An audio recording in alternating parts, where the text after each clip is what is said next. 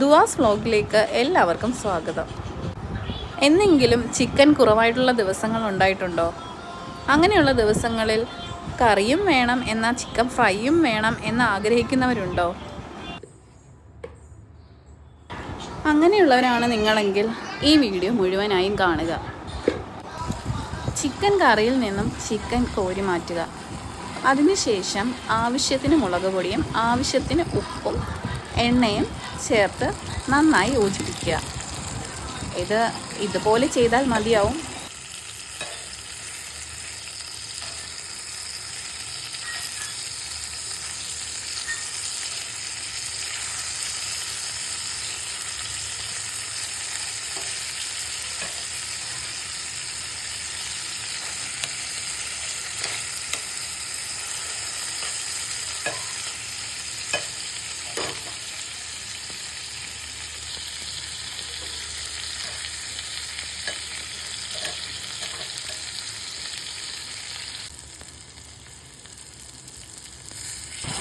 എന്നിട്ട് ആവശ്യത്തിന് കറിവേപ്പിലയും ചേർക്കുക.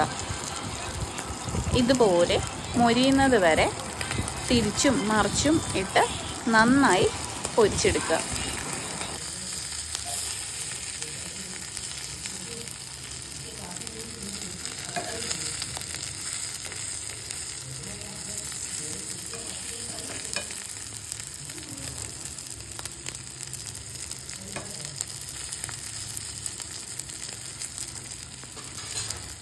എന്നിട്ട് അന്നത്തെ ചോറിൻ്റെ കൂടെയോ നെയ്ച്ചോറിൻ്റെ കൂടെയോ ഉപയോഗിക്കുക.